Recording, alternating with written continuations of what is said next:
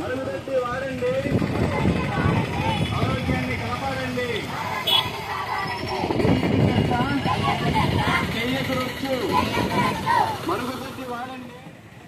మహాత్మా గాంధీజీ రాజకీయ స్వతంత్రమునే కాక స్వచ్ఛమైన భారతదేశం మరియు అభివృద్ధిని కూడా ఆకాంక్షించారు.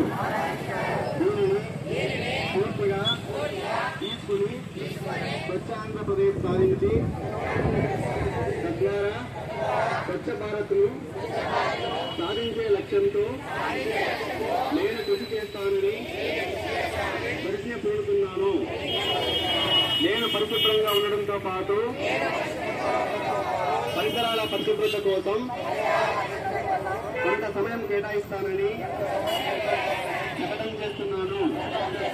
ప్రతి సంవత్సరంలో 100 గంటలు మరియు ప్రతి వారానికి 2 గంటల శ్రమదానం చేసి పరిశుభ్ర ఆంధ్రప్రదేశ్ని సాధించే సంకల్పానికి కట్టుబడి ఉన్నాను.